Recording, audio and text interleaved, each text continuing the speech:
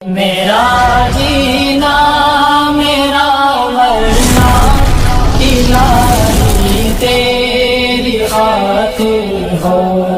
بسم اللہ الرحمن الرحیم. الحمد للہ وکفا وسلام علی عباده الذین اصطفى. اما بعد، اعوذ باللہ من الشیطان الرجیم. بسم اللہ الرحمن الرحیم. والعصر ان الانسان لفی خسر إلا الذين آمنوا وعملوا الصالحات وتواصوا بالحق وتواصوا بالصبر. وقال رسول الله صلى الله عليه وسلم: أكمل المؤمنين إيمانا أحسنهم خلقا. صدق الله العظيم وصدق رسوله النبي الكريم. اللهم صل على سيدنا محمد وعلى آل سيدنا محمد وبارك وسلم. محترم بھائیوں، بزرگوں، آج 26 جنوری 2024 ہے، جو ہمارے ملک کے لیے ایک تاریخی دن ہے، اور جمعۃ المبارک ہے، جو ملت اسلامیہ کے لیے عظیم الشان دن ہے، عید کا دن ہے. اور یہ ہر ہفتے اللہ تعالیٰ اپنے فضل و کرم سے ہمیں عطا فرما رہے ہیں. جب تک ہماری زندگی ہے، ہم اس کی برکات سے اور اس کی خیرات سے، یعنی جو خیر ہے جمعہ کے دن میں اور رات میں، اس سے مالا مال ہوتے رہیں گے جب تک زندگی ہے. تو مسلمانوں کے لیے ہفتے کی عید اور دنوں کا سردار سید الایام یوم الجمعہ، دنوں کا سردار جمعہ کا دن ہے. تو ہمارے لیے 26 جنوری بھی ایک تاریخی دن ہے، اور اس سے اعلیٰ اور افضل ہمارے لیے جمعہ کا دن ہے. اور یہ دن ہمارے لیے ہفتے میں ایک مرتبہ اللہ تعالیٰ اپنے فضل و کرم سے عطا فرماتے ہی رہتے ہیں. تو ہمیں اللہ رب العالمین کا شکر ادا کرتے ہوئے اپنی زندگی کو آگے بڑھانا ہے. سمجھ میں آئی بات؟ حالات تو آتے رہیں گے، جب تک زندہ ہیں تب تک حالات آتے رہیں گے. جیسے ہی آنکھ بند ہوگی، تمام ٹینشنوں اور الجھنوں سے آدمی کو نجات مل جائے گی. سمجھ میں صوفیہ فرماتے ہیں، بزرگان دین یہ فرماتے ہیں کہ اندری راہ می تراشوں می خراش، تا دم آخر دم فارغ مباش. کہ اس راہ میں، یعنی اللہ کی محبت کی راہ میں کاٹ چھاٹ لگی رہے گی. جب تک آخری سانس نہ نکل جائے تب تک آدمی فارغ نہیں ہوتا ہے. کاٹ چھاٹ لگی رہے گی. وَتِلْكَ الْأَيَّامُ نُدَاوِلُهَا بَيْنَ النَّاسِ. اللہ تعالیٰ فرماتے ہیں حالات کو ہم بدلتے رہتے ہیں. إِنَّ فِي اخْتِلَافِ اللَّيْلِ وَالنَّهَارِ لَآيَاتٍ لِأُولِي الْأَلْبَابِ. بے شک دن اور رات کے اختلاف میں عقل مندوں کے لیے نشانیاں ہیں. کہ کبھی رات ہو جاتی ہے، کبھی دن ہو جاتا ہے. تو اس میں عقل مندوں کے لیے نشانیاں ہیں کہ اللہ کا کتنا پیارا سسٹم ہے کہ ہر چیز اپنے وقت پر ہو رہی ہے. بس ہمیں اور آپ کو اپنے آپ کو بدلنے کی ضرورت ہے، اپنے ایمان پر نظر ثانی کرنے کی ضرورت ہے، اپنے معاملات پر نظر ثانی کرنے کی ضرورت ہے. جیسے ایگزام ہال میں جب آپ پورا پرچہ لکھ لیتے ہیں تو ٹیچر کہتا ہے کہ ایک مرتبہ پھر سے جائزہ لے لو، کیونکہ پھر وہ کاپی آپ کی جمع ہو جائے گی. دوبارہ جائزہ لینے کا اور کوئی مشورہ دینے کا کوئی فائدہ نہیں ہوگا، موقع بالکل نہیں ملے گا. اگر کچھ غلطی سے آپ نے لکھ دیا ہوگا تو اس کو صحیح کرنے کا، ری چیک کرنے کا کوئی موقع نہیں دیا جائے گا. تو اسی طریقے سے اللہ تعالیٰ بھی ہم کو انقلابات میں رکھتے ہیں، اور جو اللہ کے ماننے والے ہیں اللہ ان کو جانچتا بھی ہے کہ کتنے کھرے ہیں اور کتنے کھوٹے ہیں. وَلَنَبْلُوَنَّكُمْ. ہم ضرور بھی ضرور تم کو آزمائیں گے. وَلَيَعْلَمَنَّ اللَّهُ الَّذِينَ جَاهَدُوا مِنكُمْ وَلَيَعْلَمَنَّ الصَّابِرِينَ. اللہ ضرور بھی ضرور یہ دیکھنا چاہتے ہیں کہ کون تم میں جمتا ہے اور کون تم میں پیچھے ہو جاتا ہے. سمجھ میں آئی بات؟ کون راہ راست سے ہٹ جاتا ہے اور کون جو ہے راہ راست پر صراط مستقیم پر گامزن ہو جاتا ہے اور جم کر ٹھہر جاتا ہے. حالات کچھ بھی ہوں، ہم حالات پر ایمان نہیں لائے ہیں، ہم اللہ پر ایمان لائے ہیں. ہمیں اس اللہ پر نظر رکھنے اور اس سے لو لگانے اور اس سے دعا کرنے کی ضرورت ہے. اسی کے قبضے قدرت میں سب کچھ ہے. وہی حکومت دیتا ہے. قل اللہم مالک الملک تؤتی الملک من تشاء وتنزع الملک ممن تشاء وتعز من تشاء وتذل من تشاء بیدک الخیر انک علی کل شیء قدیر. اللہ ہر چیز پر قادر ہے، جس کو چاہے حکومت دے دے. سمجھ میں آئی بات؟ یہ جب سے دنیا بنی ہے انقلابات آتے رہے ہیں، آتے رہے ہیں، آتے رہیں گے اور آتے رہیں گے. بس اس میں کمال ان لوگوں کے لیے ہے، خوبی ان لوگوں کے لیے ہے جو جم گئے، جو اللہ پر بھروسہ رکھے، جو باطل کے سامنے ڈرے نہیں، جو جھکے نہیں، جو بکے نہیں. سمجھ میں آئی بات؟ وہ کامیاب ہو گئے. اور جو حالات سے سمجھوتا کر لیے، بہتی گنگا میں ہاتھ دھونے کے پیچھے پڑ گئے اور جیسے جدھر ہو ہوا ادھر وہ مڑ گئے، وہ ناکام ہو گئے. ان کا کوئی ذکر بھی نہیں اور آخرت میں ان کو کوئی ثواب اور اللہ کی کوئی عنایت ان کو نصیب نہیں ہوگی. تو میرے بھائیوں اور بزرگوں، یہ ہمارا ملک عظیم الشان ملک ہے. اس کی تقدیر میں ہمارے بزرگان دین نے یہ فرما دیا ہے. اور حضرت مولانا علی میاں ندوی رحمۃ اللہ علیہ، جنہیں مفکر اسلام کہا جاتا ہے، جو ہماری اس ادبی سرزمین کامٹی شریف میں بھی حضرت آ چکے ہیں، ناگپور بھی آ چکے ہیں. تو حضرت فرمایا کرتے تھے کہ اللہ کے جو ایسے بندے جن کے دل میں اللہ باتیں ڈالتا ہے، جسے الہام کہا جاتا ہے، انہوں نے یہ فرما دیا ہے کہ ہندوستان سے اسلام مٹ نہیں سکتا ہے. ہندوستان سے اسلام مٹ نہیں سکتا ہے. اللہ پاک نے اپنی تقدیر میں لکھ دیا ہے کہ مسلمان اس ملک میں باعزت طریقے سے رہیں گے اور دوسری قومیں بھی رہیں گی. حضرت فرماتے ہیں مولانا علی میاں ندوی رحمۃ اللہ علیہ، دوسری قوم کے لوگ بھی یہاں رہیں گے. یہی اس دھرتی کی خوبصورتی ہے اور یہی اس ملک کی شان ہے کہ یہاں سب مل جل کر پہلے سے رہتے آئے ہیں، آئندہ بھی رہیں گے. اگر کوئی یہ چاہے کہ ایک ہی قوم کے لوگ یہاں بس جائیں، دوسری قوم کے لوگ نکل جائیں، اس کی یہ چاہت کبھی بھی ہرگز پوری نہیں ہو سکتی ہے. بہت سارے چاہنے والے آئے، کوئی ڈوب گیا، کوئی زمین میں دھس گیا اور کوئی آج بھی زمین میں دھستا جا رہا ہے. سمجھ میں آئی بات؟ تباہ ہوا، برباد ہو گئے. قرآن کا صاف اعلان ہے فَقُطِعَ دَابِرُ الْقَوْمِ الَّذِينَ ظَلَمُوا، کہ اللہ تعالی جو ظالم لوگ ہوتے ہیں ان کی رسی کو اللہ تعالی کاٹ دیتے ہیں، ان کی دم اللہ کاٹ کے رکھ دیتا ہے. سمجھ میں آئی بات؟ ظالم لوگ کبھی کامیاب نہیں ہو سکتے ہیں.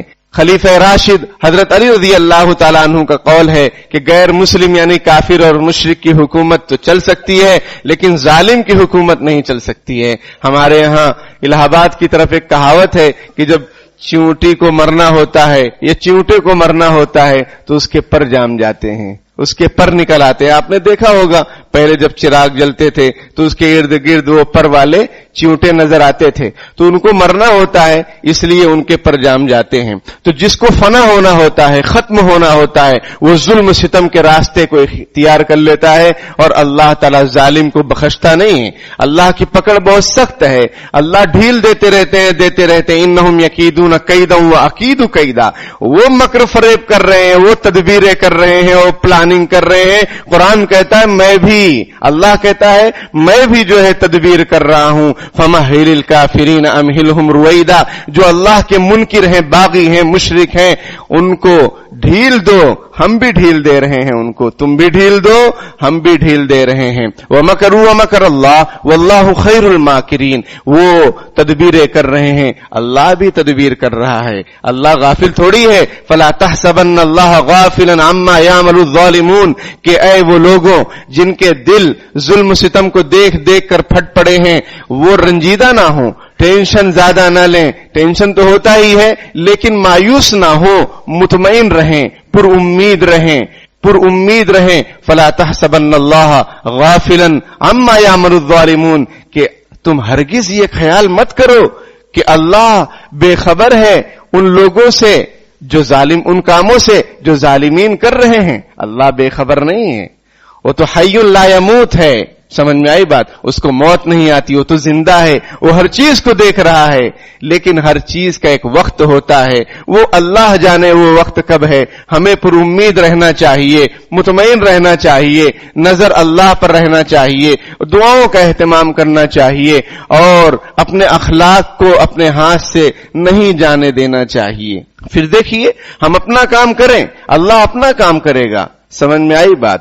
جب ظلم ستم حد سے بڑھ جاتا ہے تو اللہ تعالی کی طرف سے پھر جھاڑو پھیر دینے کا حکم ہوتا ہے۔ سمجھ میں آئی بات؟ پورا نقشہ بدل جاتا ہے، اور ایسا تاریخ میں بارہا ہوا ہے، اور کئی ایسے ظالم لوگ آئے جو نیست و نابود ہو گئے۔ یہ ہمیں یاد رکھنا چاہیے اور تسلی رکھنی چاہیے، قرآن پڑھنا چاہیے، اس میں دیکھنا چاہیے کہ اللہ تعالیٰ کیا فرماتے ہیں، اگلے لوگوں کا انجام کیا ہوا۔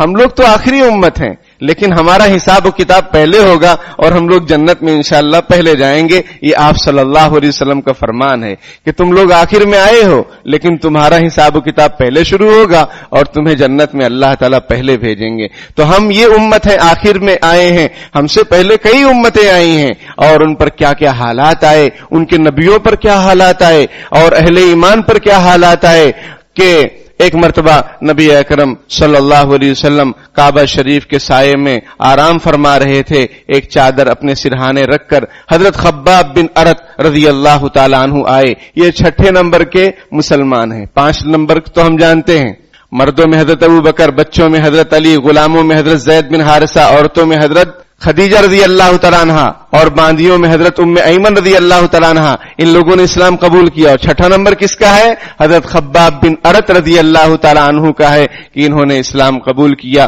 اب یہ ان پر بڑے حالات، بڑی جو ہے مشقتیں، بڑے ظلم و ستم، سمجھ میں بہت ظلم و ستم، کیسا کہ ان کو جو ہے تپتی ریت میں لٹا دیا جاتا، دوپہر کی چلچلاتی دھوپ کے اندر ان کو لٹا دیا جاتا، بدن سے کپڑے ہٹا لیے جاتے مکے کے اندر، اور آگ کا انگارہ ان کے پیٹھ پر رکھ دیا جاتا، اور وہ کب بجھتا؟ وہ چربی کے پگھلنے سے بجھ جاتا تھا۔ حضرت بلال رضی اللہ تعالیٰ عنہ کا یہی معاملہ تھا، وہ کہتے تھے احد احد احد، یعنی اللہ ایک ہے، تم کچھ بھی کر لو، جان دی ہوئی اسی کی تھی، حق تو یہ ہے کہ حق ادا نہ ہوا۔ اگر جان بھی اللہ کے رستے میں قربان ہو جائے، اس سے بڑھ کر خوش نصیبی کی بات ہمارے لیے کیا ہوگی؟ شہادت ہے مطلوب مقصود مومن، نہ مال غنیمت نہ کشور کشائی۔ ہمارا مقصود نہ مال ہے نہ ملک کی حکومت ہے، سمجھ میں آئی بات؟ ہمارا مقصد زندگی تو اللہ کی بندگی ہے۔ ہم تو جیتے ہیں کہ دنیا میں تیرا نام رہے۔ قل ان صلاتی و نسکی و محیای و مماتی للہ رب العالمین، اے نبی آپ کہہ دیجئے کہ بے شک میری نماز، میری قربانی، میرا جینا، میرا مرنا اس اللہ رب العالمین کے لیے ہے، لا شریک لہ، جس کا کوئی شریک نہیں ہے، ایسے اس کا کوئی شریک نہیں ہے۔ وہ اللہ ایسا ہے جو جان دیتا ہے، جو جان ڈالتا ہے ماں کے پیٹ میں۔ جب بچہ 4 مہینے کا ہو جاتا ہے تو اللہ تعالیٰ کا حکم ہوتا ہے، فرشتہ آتا ہے، وہ روح ڈالتا ہے، تو اللہ روح ڈالتا ہے۔ ہمارا خدا ایسا ہے جو لوگوں کے اندر روح ڈالتا ہے، نہ کہ ہمارے پاس کوئی ایسا باطل خدا نہیں کہ ہمیں اس کے اندر روح ڈالنے کی ضرورت پڑے۔ تو پھر وہ خدا کیسے ہے؟ اور خدا کا معنی یہ ہوتا ہے جو خود آیا ہے، اس کو لایا نہیں گیا۔ اگر لایا جائے تو وہ پھر خدا کیسا، اور اس کی حفاظت کی جائے تو وہ دوسروں کی کیا حفاظت کرے گا؟ یاد رکھیے قرآن نے بہت اچھے انداز میں اس کی مثالیں دی ہیں۔ ضعف الطالب والمطلوب، طالب جو ہے، جو عابد ہے، وہ بھی کمزور ہے، اور جس کی عبادت کی جا رہی ہے وہ بھی بودا ہے۔ سمجھ میں آئی بات؟ یہ سب مکڑی کے جالے ہیں، ان کی کوئی حقیقت نہیں ہے۔ ہماری حقیقت ہے، ہمارا وجود ہے، ہمارے پاس قرآن ہے، ہمارے پاس اللہ کا کلام ہے۔ کوئی پیش کر کے دکھا دے اتنا پرانا اور اتنا بہترین کلام جو کہ حرف بحرف صادق ہے، حرف بحرف محفوظ ہے۔ چھوٹے چھوٹے چوزے، میں تو چوزے کہتا ہوں تاکہ لوگوں میں احساس ہو، چھوٹے چھوٹے بچے ہمارے، بچیاں ہمارے، وہ قرآن پاک کے حافظ ہو جا رہے ہیں، جبکہ ہماری زبان اردو ہے، ہندی ہے، مراٹھی ہے یا انگریزی ہے، لیکن ہماری زبان عربی نہیں ہے۔ پھر بھی وہ چھوٹے چھوٹے معصوم سے بچے وہ پورے قرآن کے حافظ ہو جا رہے ہیں، 30 پاروں کے حافظ ہو جا رہے ہیں۔ لاؤ اگر تمہارے دھرم میں کوئی ایسا ہو جو اتنا چھوٹا معصوم سا بچہ ہو 6-7 سال کا، اور وہ حافظ قرآن ہو، یا پھر تمہاری جو دھرم کی کتابیں ہیں اس کا اگر کوئی حافظ ہو تو لا دو۔ کوئی نہیں ملے گا آپ کو. بڑا سا بڑا جو ہے ان کے سب کورے ہیں, صرف جو ہے مقصد ہے, مقصد حکومت ہے, مقصد پیسہ ہے, مقصد وجاہت ہے, مقصد دھوکہ ہے. اتنا بڑا دھوکہ کہ بھولے بھالے لوگ اس دھوکے میں پڑے ہوئے ہیں. لیکن ہمیں اللہ کا شکر ادا کرنا چاہیے کہ ہم ایک اللہ کے نام لیوا ہیں, اس خالق اور مالک کو ہم سجدہ کرتے ہیں, عبادت کرتے ہیں جس کا کوئی شریک نہیں. متخذ اللہ ولدا ولا صاحبۃ ولا ولدا, اللہ تعالیٰ نے اللہ تعالیٰ کی نہ کوئی بیوی ہے نہ کوئی بیٹا ہے. حدیث شریف میں ہے, بخاری شریف میں ہے جلد ثانی میں, کہ صحابہ کرام نے پوچھا, اے اللہ کے رسول, ہم اللہ کو قیامت کے دن دیکھ پائیں گے؟ اللہ تعالیٰ نے, رسول اللہ صلی اللہ علیہ وسلم فرمایا, بالکل, تم دنیا میں سورج کو دیکھتے ہو جبکہ وہ ایک دم, مطلب سمجھو کہ نصف نہار سورج ایک دم چمک رہا ہو, سمجھ میں آئی بات, اور بادل وغیرہ نہ ہو, تو تم دنیا میں سورج کو دیکھ لیتے ہو. آپس میں کوئی بھیڑ بھڑکا ہوتی ہے, اس کی وجہ سے کوئی پریشانی ہوتی ہے؟ صحابہ کرام نے کہا نہیں ہوتی ہے, آرام سے ہم سورج کو دیکھ لیتے ہیں. پھر حضور علیہ السلام نے دوسری مثال دی کہ 14ویں رات کا چاند ہو, اس کو تم آرام سے دیکھ لیتے ہو کہ نہیں دیکھ لیتے؟ کوئی نقصان ہوتا ہے تم کو؟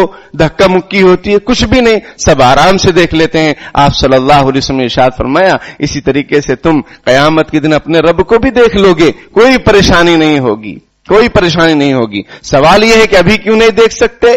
تو اس کا جواب یہ ہے کہ مخلوق ہے ادنا سا سورج, جب اس کو نہیں ہم دیکھ سکے پھر خالق عالم کا جلوہ دنیا میں بھرا کیا پائیں گے؟ سورج سے 12 بجے نظر ملا کے دیکھ لو, سورج کو نہیں دیکھ پا رہے ہیں تو خالق عالم کا جلوہ کیسے دیکھ پائیں گے؟ اور پھر اس کا ثبوت دوسری جگہ پر, فلما تجلی ربہ للجبل جعلہ دکا وخر موسیٰ صعقا, حضرت موسیٰ علیہ السلام نے آرزو کی تھی کہ رب ارنی, میں آپ کو دیکھنا چاہتا ہوں, میں آپ کو دیکھنا چاہتا. اللہ تعالیٰ نے فرمایا کہ تم مجھے دیکھ, قال لن ترانی, تم ہرگز مجھے نہیں دیکھ سکو گے. لیکن انہوں نے ضد کی, اللہ نے اپنی ہلکی سی تجلی کوہ طور پر ڈالی, کوہ طور ریزہ ریزہ ہو گیا اور حضرت موسیٰ علیہ السلام بے ہوش ہو کر گر پڑے.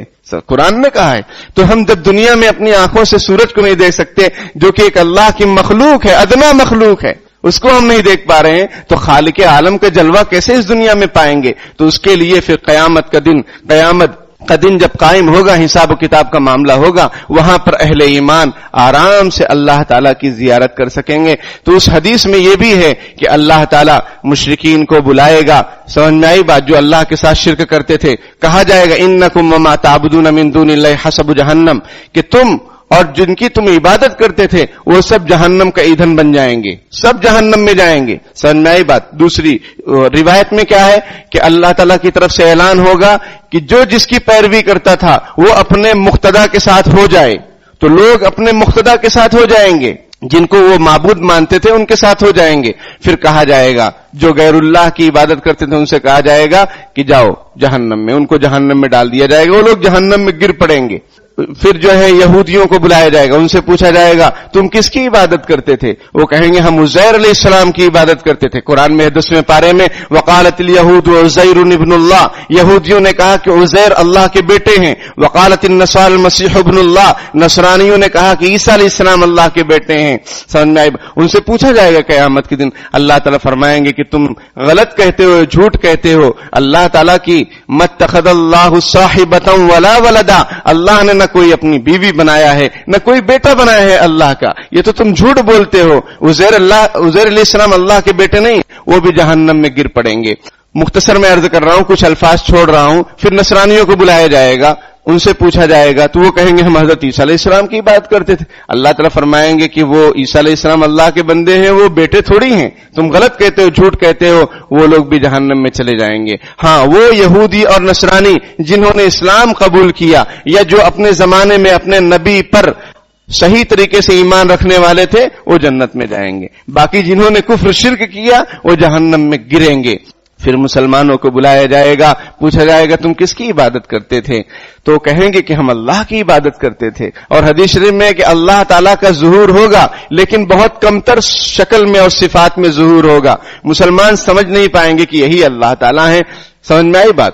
تو اللہ تعالیٰ پوچھیں گے تو کہیں گے کہ اے اللہ ہم آپ کی عبادت کرتے تھے, اور آپ کا یعنی یہ کہیں گے کہ ہم اللہ کی عبادت کرتے تھے اور اس کا کوئی شریک نہیں بناتے تھے. اور یہ بھی کہیں گے اے اللہ ہم نے دنیا میں ان لوگوں کو چھوڑ رکھا تھا اور ہم نے ان کی پیروی نہیں کی. یہ میں سمجھانا چاہ رہا ہوں. اس وقت اللہ کے سامنے مسلمان یہ بات کہیں گے, دو بات اہم, کہ ہم ان سے جدا رہتے تھے, فارقنا, ہم نے ان کو چھوڑ رکھا تھا, ہم ان کے فریق تھے, رفیق نہیں تھے, گھل مل نہیں گئے تھے. سمجھ میں آئی بات؟ جیسی ہوا ویسا بہ نہیں گئے تھے, ہم اپنے ایمان پر قائم تھے, ایمان پر جمے ہوئے تھے, اسلامی تعلیمات سے سرے منہ ہم نے انحراف نہیں کیا, ہم باطل کو باطل سمجھتے رہے. یہ بہت امپورٹنٹ ہے اس زمانے میں, بہت امپورٹنٹ ہے. جبکہ ہر طرف ہمارے جو بڑے ہیں, جو سیاست میں ہیں, اللہ تعالیٰ ان کو ہدایت دے, وہ لوگ کبھی لوگوں کو خوش کرنے کے لیے, عوام کو خوش کرنے کے لیے ایسے نعرے لگا دیتے ہیں جو کہ کفریہ اور شرکیہ ہیں, ایسے کام کر دیتے ہیں جو کفریہ اور شرکیہ ہیں, اور بھولے بھالے مسلمان بھی ایکتا کے نام پہ, سمجھ میں آئی بات, اور بھائی چارے کے نام پر اپنے ایمان کو کھو بیٹھتے ہیں. اس کا یہ کون کہے گا؟ میں آپ کو سمجھا رہا ہوں, اور بخاری شریف کی روایت آپ کے سامنے پیش کر رہا ہوں کہ مسلمان اس وقت کہیں گے کہ ہم نے ان کو, کن کو, یہ جو یہودی تھے, نصرانی تھے, مشرکین تھے, ہم ان سے الگ تھے دنیا میں, اور ہم ان کو فالو نہیں کرتے تھے, ہم اللہ اور رسول کو مانتے تھے. اللہ تعالیٰ فرمائیں گے کہ تم ان کے ساتھ کیوں نہیں ہو گئے جن کی تم عبادت کرتے تھے؟ وہ کہیں گے کہ ہاں ہمارا رب ہے, ہم اللہ کی عبادت کرتے تھے, اللہ کے ساتھ ہم ہونے والے ہیں, لیکن بس اللہ ہمارے سامنے آئے ہم اس کے ساتھ ہو جائیں گے. اللہ تعالیٰ فرمائیں گے کہ میں ہی تمہارا رب ہوں. پھر لوگ کہیں گے کہ ہم آپ کی عبادت کرتے ہیں اور آپ کے ساتھ کسی کو شریک نہیں کرتے ہیں. یہ میدان محشر کا منظر کشی میں نے آپ کے سامنے کی ہے. ان الانسان لفی خسر, قرآن کہتا ہے سارے انسان نقصان میں ہیں. کون سا نقصان؟ آخرت کا نقصان.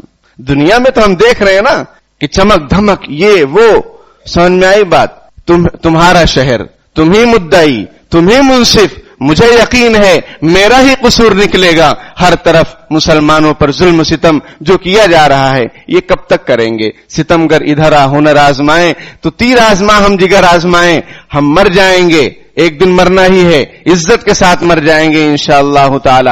سمجھ میں آئی بات؟ لیکن ہمارے دل سے ایمان اور اسلام اور ہماری مسجدیں اور ہمارے علماء اور ہمارا قرآن یہ دل سے نہیں نکل سکتا ہے. کوئی کتنا بھی چاہ لے, کوئی کتنا بھی چاہ لے. ہماری تاریخ بھری پڑی ہے کہ ہمارے سروں پر آرا چلا دیا گیا, دو ٹکڑے کر دیے گئے, لیکن دین اسلام سے, اللہ کی عبادت سے مسلمان کبھی سمجھوتا نہیں کیا, نہ کرے گا. ہم اس اپنے وطن عزیز میں آج چونکہ تاریخی دن ہے, اس کے تعلق سے حضرت مفکر اسلام کی میں 3 باتیں نقل کر دیتا ہوں کہ حضرت فرماتے ہیں, حضرت مولانا علی میاں ندوی رحمۃ اللہ علیہ, کہ یہ ملک اسی وقت باعزت اور سلامت رہے گا جبکہ اس کے اندر 3 چیزیں ہوں. ہم نے اس کو بڑے خون بہا کر, بڑی قربانیاں دے کر اس کو آزاد کرایا تھا. سمجھ میں آئی بات؟ لیکن انگریزوں نے اپنے زمانے میں انہوں نے چاہا کہ ڈیوائیڈ اینڈ رول کے بغیر ہم حکومت نہیں کر سکتے. انہوں نے غلط تاریخیں رقم کروائیں کہ مسلمان جو بادشاہ تھے انہوں نے بڑا ظلم کیا اور انہوں نے عبادت خانے توڑے. آج کا مسلمان, اگر آج مسلمانوں کی حکومت قائم ہو جائے, میں آپ سے پوچھتا ہوں اور دنیا کو بتاتا ہوں کہ ہم کیا یہ بات پسند کریں گے کہ کسی کی عبادت قدح کو, کسی کی عبادت کی جگہ کو ہم توڑ کر وہاں مسجد بنانا ہم پسند کریں گے؟ کبھی نہیں پسند کریں گے, کبھی نہیں پسند کریں گے. اور وہ مسجد شرعی ہوگی بھی نہیں. مسجد شرعی کسے کہتے ہیں؟ اللہ کا گھر بنانے کے اصول اور ضابطے ہیں کہ وہ کسی کی ملکیت میں نہ ہو. آپ کو معلوم ہے کہ نبی اکرم صلی اللہ علیہ وسلم جب ہجرت کر کے مدینہ آئے تو 2 یتیم بچوں کی وہ زمین تھی جہاں مسجد نبوی بنی ہے, حضور علیہ الصلوۃ والسلام نے خود قیمت ادا کی اور وہ زمین خریدی. وہ لوگ گفٹ دینا چاہ رہے تھے لیکن حضور نے گفٹ لینا پسند نہیں کیا. حالانکہ گفٹ لینے میں کوئی حرج نہیں ہے, لیکن حضور نے قیمت دے کر وہ زمین خریدی اور پھر مسجد نبوی بنائی. یہ ہماری تاریخ ہے اور ہمارا اصول ضابطہ ہے, اسلام کا اصول ضابطہ ہے کہ کسی کی زمین کو ہڑپ کر کے وہاں پر اللہ کا گھر بنانا یہ اللہ کو خوش کرنے والا کام ہے ہی نہیں, وہ اللہ کا گھر کہلائے گا ہی نہیں. सरकारी जमीन अगर जो है आप उसको खरीदते नहीं या उसको जो है मंसूबा और उससे एग्रीमेंट नहीं करते हैं, आप मस्जिद नहीं बना सकते, कहीं पर भी मस्जिद नहीं बन सकती है। तो बहरहाल ये सब अंग्रेजों की जो है ढकोसलाबाजी है, उनका एक फितना फैलाने का उसूल जाब्ता था कि मुसलमानों में और गैर मुस्लिमों में इस तरीके से नफरत डालो ताकि हम हुकूमत कर सकें। और वो अपने मंसूबे में एक सियासी उनका मंसूबा था, डिवाइड एंड रूल वाला, पार्टियों में लड़ाने वाला और एक अलग नजरिया कायम करने वाला, समझ में आई बात। और एक इल्मी उनका फितना था। इल्मी फितना क्या कि यही तारीख को बदल दो, नई तारीख लिख दो जिसमें मुसलमानों को जालिम और जाबिर पेश किया जाए, हुक्मरानों को, ताकि इनके दिलों में नफरत पैदा हो जाए। वही अंग्रेजों की तारीख को काले अंग्रेज चला रहे हैं, समझ में आई बात। वरना हमारी दास्तान और हमारे बादशाहों की दास्तान जो सही तारीख मौजूद है उसमें कोई जुल्म सितम नहीं, कोई जुल्म सितम नहीं, हर एक मजहब वाले को मुकम्मल आजादी हासिल थी, समझ में आई बात।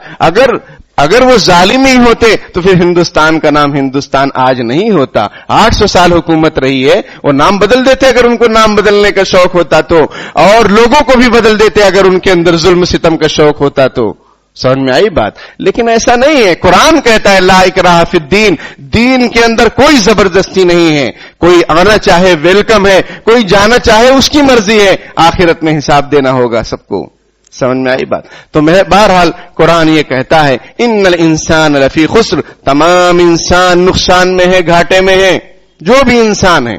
इल्लल्लज़ीना आमनू व अमिलुस सालिहात व तवासौ बिल हक़्क़ि व तवासौ बिस सब्र, 4 बातें जिसके अंदर होंगी वो नुकसान में नहीं होगा कयामत के दिन। दुनिया में तो यहां ऐसे रहे या कि वैसे रहे, वहां देखना है कि कैसे रहे। चंद रोजा जिंदगी के क्या आयशो गम, अरे मुसाफिर रहे जैसे तैसे रहे।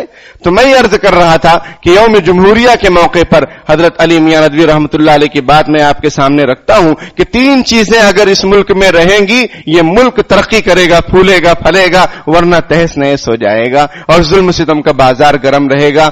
समझ में आई बात। वो 3 खूबियां क्या है? नंबर 1, ये सेकुलर रहे, ये मुल्क सेकुलर रहे, इसी में इसकी आफियत है। जहां ये किसी एक रंग में रंगने की साजिश और कोशिश अगर शुरू की गई तो फिर जो है इसकी तरक्की रुक जाएगी और इंतशार बढ़ जाएगा। नंबर 2, डेमोक्रेटिक रहे, यानी जमहूरी रहे, सब मिलजुल कर रहे, प्यार मोहब्बत के साथ रहे और अपनी अपनी आजादी के साथ रहे, किसी से कोई दबाव के साथ ना रहे। समझ में आई बात? डेमोक्रेटिक। नंबर 3, नॉन वायलेंस, यानी दंगे नहीं होने चाहिए।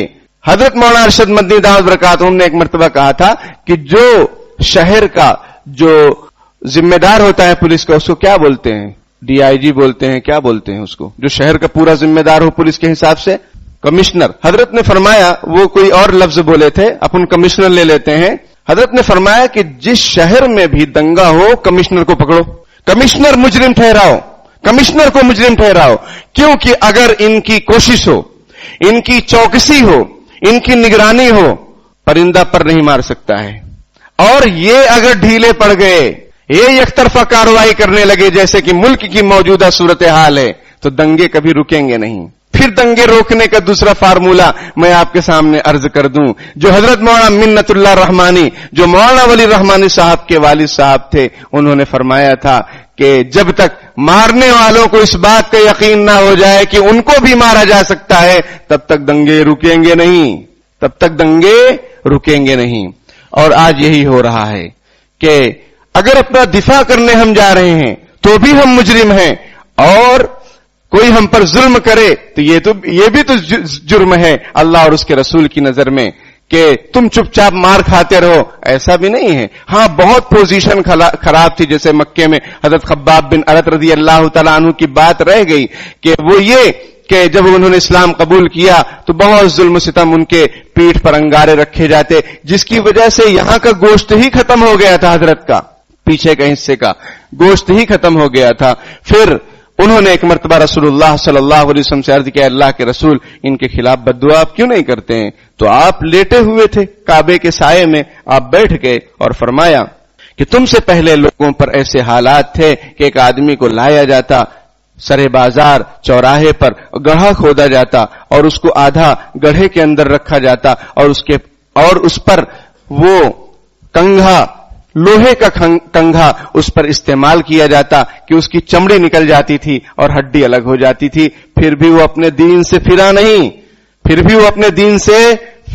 پھرا نہیں، آپ صلی اللہ علیہ وسلم نے یہ صبر کی تلقین فرمائی تھی حضرت صحابہ اکرام کو. حضرت عمار بن یاسر، ان کی والد حضرت یاسر، ان کی والدہ حضرت سمیہ رضی اللہ تعالیٰ عنہ پر انہن پر بہت زیادہ ظلم و ستم ہوتے تھے. حضور فرماتے تھے اسبرو یا اہل صابر یا اہل یاسر یا آل یاسر کہ اے یاسر کے گھرانے والوں صبر سے کام لو، انشاءاللہ جنت میں ملاقات ہوگی. تو ہمیں اور آپ کو بھی چاہیے کہ صبر کا دامن ہاتھ سے نہ چھوڑیں، لیکن ہمت کے ساتھ رہیں، حوصلے کے ساتھ رہیں. جان ایک مرتبہ جائے گی، نہ کسی سے ڈرنے کی ضرورت ہے، نہ کسی پر ظلم و ستم کرنے کی ضرورت ہے، نہ کسی سے گھبرانے کی ضرورت ہے.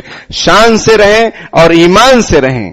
ایمان سے رہیں مطلب اپنے ایمان پر قائم رہیں، اور شان کے ساتھ رہیں کہ جذبہ شہادت اپنے دل میں موجزن ہو کہ شہادت ہے مطلوب و مقصود مومن. ایک دن مر جائیں گے لیکن شان سے مریں گے، اور کوئی ہم پر حملہ کرتا ہے تو دو چار کو لے کر مریں گے، ایسے ہی بھیگی بلی نہیں بن جائیں گے. یہی تعلیم اپنے آپ کو بھی اپنے دلوں میں بھی بسانے کی ضرورت ہے اور اپنے گھر والوں میں بھی بسانے کی ضرورت ہے. صحابہ کرام کے واقعات کو پڑھیے، اپنے گھر میں بچوں کو سنائیے، انشاءاللہ ایمان بھی مضبوط ہوگا اور حوصلہ بھی مضبوط ہوگا. ہم دعا کرتے ہیں اس مبارک موقع پر کہ اللہ تعالی ہمارے اس وطن عزیز کی حفاظت فرمائے. جو خواب ہمارے بزرگوں نے دیکھا تھا اس خواب کو شرمندہ تعبیر فرمائے. ظلم ستم کا جو بازار گرم ہے اللہ تعالیٰ اپنے فضل و کرم سے، اپنی طاقت اور قوت سے اس کا خاتمہ فرمائے اور ہم سب کو سچا پکا مسلمان بنائے اور ایمان پر خاتمہ فرمائے. آمین. وآخر دعوانا ان الحمدللہ رب العالمین. بسم اللہ الرحمن الرحیم. یا ربنا لك الحمد كما ينبغي لجلال وجهك وعظيم سلطانك. اللهم لا احصي ثناء عليك انت كما اثنيت على نفسك. رب اغفر وارحم وانت خير الراحمين. اللهم صل على سيدنا محمد وعلى ال سيدنا مولانا محمد وبارك وسلم. ربنا ظلمنا انفسنا وان لم تغفر لنا وترحمنا لنكونن من الخاسرين. ربنا لا تجعلنا فتنة للقوم الظالمين ونجنا برحمتك من القوم الكافرين. پیارے اللہ، ہم ظاہر میں آپ کے بندے، حقیقت میں نہایت گندے ہیں. پیارے اللہ، ہمارے دلوں کی گندگی کو دور فرما دیجئے، ہمیں بندگی کا سلیقہ عطا فرما دیجئے، شرمندگی والے کاموں سے ہماری حفاظت فرما لیجئے. پیارے اللہ، اچھے اچھے اعمال کرنے کی توفیق عطا فرما دیجئے، حسن خاتمہ نصیب فرما دیجئے، ہر برے کام سے، برے خاتمے سے ہماری حفاظت فرما لیجئے. پیارے اللہ، ہمارے اس وطن عزیز کی حفاظت فرما لیجئے، اس کی سرحدوں کو مضبوط فرما دیجئے، ظلم و ستم کا خاتمہ فرما دیجئے، حق کا بول بالا فرما دیجئے، باطل کا منہ کالا فرما دیجئے. پیارے اللہ، دین کی سربلندی کی لائن سے جو بھی کوششیں کی جا رہی ہیں پیارے اللہ اس میں ہمیں تعاون کرنے کی توفیق عطا فرما دیجئے، اس کا ساتھ دینے کی توفیق عطا فرما دیجئے، اور جو باطل ہے پیارے اللہ اس سے ہماری حفاظت فرما لیجئے. اللہم ارنا الحق حقا وارزقنا اتباعہ وارنا الباطل باطلا وارزقنا اجتنابہ. پیارے اللہ، مسلمانوں کی جان، مال، عزت، آبرو، ان کی عبادت گاہیں، ان کے مکانات سب کی حفاظت فرما لیجئے. پیارے اللہ، آپ بہترین حفاظت کرنے والے ہیں. پیارے اللہ، آپ بہترین حفاظت کرنے والے ہیں. آپ رحم کرنے والے ہیں، عدل کرنے والے ہیں، انصاف کرنے والے ہیں. پیارے اللہ، خیر و عافیت کا معاملہ فرما دیجئے. عرصہ حیات جو تنگ ہو گیا ہے پیارے اللہ عافیت اور کشادگی کا معاملہ فرما دیجئے. ظالمین کو نیست و نابود فرما دیجئے. پیارے اللہ، اپنا ظلم جو یہ ظالمین ہیں پیارے اللہ اپنا قہر ان پر نازل فرما دیجئے، ان میں اختلافات پیدا فرما دیجئے، ان کی موتیں قریب کر دیجئے. پیارے اللہ، انتشار اور اختلاف ان کے درمیان ڈال دیجئے، مسلمانوں کو متحد فرما دیجئے. پیارے اللہ، مسلمان ایک جان ہو کر زندگی گزارنے والا بن جائے. فکر مند سبھی ہیں لیکن پیارے اللہ اتحاد اور اتفاق نہیں ہو پا رہا ہے. اپنے فضل و کرم سے اتحاد اور اتفاق پیدا فرما دیجئے، متحد فرما دیجئے. پیارے اللہ، باطل کے جو نظریات ہیں پیارے اللہ ان کو ناکام فرما دیجئے، ان کے جو منصوبے ہیں انہی پر الٹ دیجئے. پیارے اللہ، مسلمانوں کو شان کے ساتھ، ایمان کے ساتھ، اتحاد کے ساتھ اس ملک میں اور تمام جگہوں پر جینا نصیب فرما دیجئے. پیارے اللہ، دین کی خاطر جینا نصیب فرما دیجئے اور دین کے لیے مرنا نصیب فرما دیجئے. پیارے اللہ، دین کی سربلندی کے لیے ہمیں شہادت نصیب فرما دیجئے. پیارے اللہ، حضرت فاروق اعظم رضی اللہ تعالیٰ عنہ نے جو دعائیں مانگی اور آپ نے قبول فرمائی پیارے اللہ وہی دعا ہم بھی مانگتے ہیں. اللہم ارزقنا شہادتا فی سبیلک واجعل موتی فی بلد رسولک. اے اللہ، ہمیں اپنے رستے کی شہادت نصیب فرما دیجئے، اور ہماری موت کو وجعل موتنا فی بلد رسولک، اور ہماری موت کو اپنے محبوب کے شہر میں نصیب فرما دیجئے، ہمارا مرنا وہاں ہو، مدینہ منورہ میں ہو، پیارے اللہ ایسا فیصلہ فرما دیجئے، اور آپ کے دین کے لیے ہر طرح کی کوشش اور قربانی دینے کی ہمیں توفیق عطا فرما دیجئے، ہماری نسلوں کو دین کی حفاظت کے لیے، سربلندی کے لیے پیارے اللہ قبول فرما لیجئے۔ دین آپ کا ہے، آپ کسی سے بھی کام لے سکتے ہیں، مچھر سے بھی کام لے سکتے ہیں، پرندوں سے بھی کام لے سکتے ہیں، پیارے اللہ ہمیں قبول فرما لیجئے، ہمیں ویسا اس لائق بنا دیجئے، پیارے اللہ نا اہل کو اہل بنانا آپ ہی کا کام ہے، پیارے اللہ ہمیں لائق بنا دیجئے، اور لائق بنا کر ہم سے کام لے لیجئے، ملک و ملت کی خدمت کرنے کی توفیق عطا فرما دیجئے، انصاف اور حق گوئی اور بے باکی نصیب فرما دیجئے، یہ جو ظلم و ستم ہے پیارے اللہ اس کو خاتمہ کرنے کی توفیق عطا فرما دیجئے، پیارے اللہ جو بیمار ہیں ان کو شفا کاملہ عطا فرما، جو مقروض ہیں غیب سے ان کے قرضوں کی ادائیگی کی شکلیں عطا فرما، پیارے اللہ جو ناجائز قید و بند میں پکڑے ہوئے جکڑے ہوئے ہیں باعزت انہیں رہائی نصیب فرما، پیارے اللہ ظلم کوئی اور کرے اور مقابلہ کرنے والوں کو بھی جو ذیلوں کو پیچھے ڈالا جا رہا ہے پیارے اللہ ایسے مسلمانوں کی حفاظت فرما لیجئے، ان کو باعزت رہائی نصیب فرما دیجئے، ان کی املاک کی ان کی دکانوں کی حفاظت فرما لیجئے، جو نقصان ہوا ہے پیارے اللہ اپنے خزانے غیب سے اس کی بھرپائی کر دیجئے، پیارے اللہ باطل ہے یہ تو مٹ کر رہے گا اور حق بلند ہو کر رہے گا، یہ ہمارا یقین اور ایمان ہے، پیارے اللہ ایسا حوصلہ اور ایسا صبر ہمارے دلوں میں پیدا فرما دیجئے، ہماری دعاؤں کو قبول فرما لیجئے، جزا اللہ عنا محمد صلی اللہ علیہ وسلم ما هو اہلہ برحمتک یا رب۔